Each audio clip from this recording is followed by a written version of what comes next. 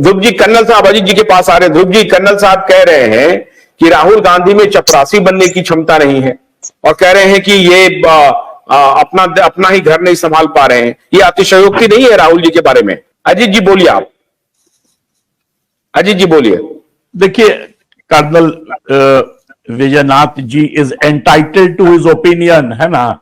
तो ऐसा नहीं है कि आपने देखा, जब आपने मुझसे पूछा कि यदि इंडिया गठबंधन पावर में आएगा तो नंबर 1 पीएम कौन कैंडिडेट हो, तो मैं भी पहले राहुल गांधी का नाम नहीं दिया।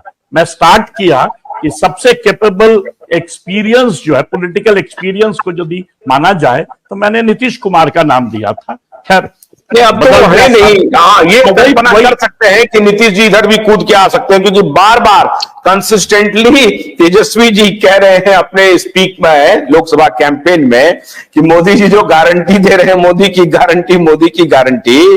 पहले एक बात की गारंटी देना कि चाचा जान कब तक रहेंगे उधर, उनकी गारंटी है क्या? वो भी कूद के आ सकते हैं। तो अगर प्रधानमंत्री बनने की नौबत आई और चाचा जी को बुलाया गया तो ये कूद के इधर आ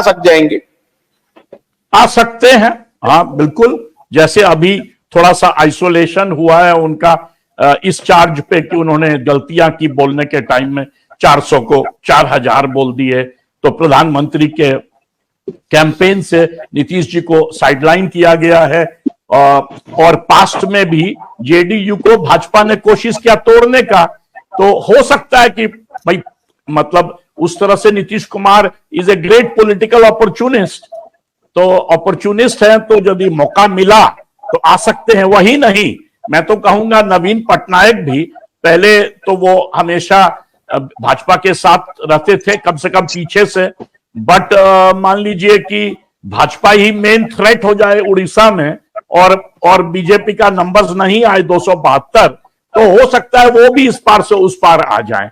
ये बहुत सारे लीडर्स हैं आंध्रा में, उसके बाद तेलंगाना में बहुत सारे लीडर हैं जो इधर जा सकते हैं, उधर जा सकते हैं। वैसे देखा जाए तो ममता बनर्जी भी वाजपेयी जी के कैबिनेट में थी और अभी थ्योरेटिकली इंडिया ब्लॉक में है, बट असली तो अपना काम कर रही है।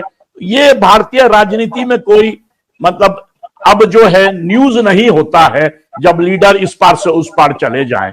इनफैक्ट भाजपा भी इसी कारण जो है प्रॉस्पर कर रही है कि बहुत सारे कांग्रेस के लीडर उठ के भाजपा में आए। और देखिएगा, मजेदार बात यह है कि जब कांग्रेस के लीडर भाजपा में घुसते हैं तो पहले टिकट उनको दिया जाता है, भाजपा में जो हमेशा रहे हैं उनको नहीं। ये अपॉर्चुनिज्म भारत के राजनीति में घुस गया है। पीलीभीत के कैंडिडेट को देख लीजिए, पीलीभीत में मान लीजिए कि संजय गांधी के बेटे का 3 वहां से जीते हैं पीछे, प्रीवियसली हमेशा भाजपा के साथ थे, उनको टिकट नहीं देके कांग्रेस के कैंडिडेट जो आए उनको टिकट दे दिया गया। ज्योतिरादित्य सिंधिया को देख लीजिए, जिंदगी भर कांग्रेस में थे, रोज भाजपा को गरियाते थे, आज वो सिविल एविएशन मिनिस्टर बने हुए हैं। हम कितना नाम गिनाएं, तो लंबा चौड़ा लिस्ट है। असम के चीफ मिनिस्टर भी एक जमाने में कांग्रेस में थे, पहले भाजपा को गरियाते थे, अब बड़का स्पोक्स पर्सन बैठे हुए हैं।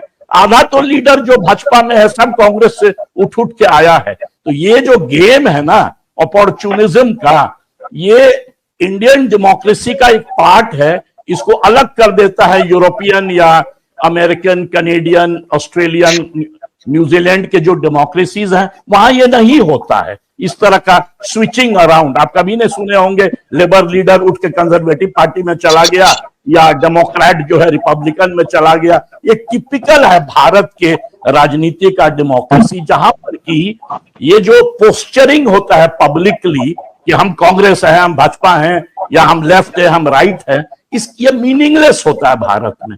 जहां पावर मिलता है तो लोग इधर से उधर, ज्यादातर, ये मैं नहीं कहता हूं कि सारे लोग जाते हैं, पर ज्यादातर लोग खुद के इधर से उधर चले जाते हैं। कभी कभी ये भी होता है कि अपना पार्टी जो है, जैसे आरसीपी सिंह को नीतीश जी ने सेंटर भेजा और यहां पर जब वो मिनिस्टर बन गए अलायंस के, तो प्राइम मिनिस्टर के नजदीक चले गए। गन्ने की कड़ी बुनियाद, जिसे मराठी में खुडक्या और कुछ उत्तर भारत के क्षेत्रों में खुटकी भी कहा जाता है, उसे केवल भोलानाथ का 2-in-1 बैटरी ऑपरेटेड हार्वेस्टर कम ब्रश कटर आसानी से और बिना रुकावट के काट सकता है।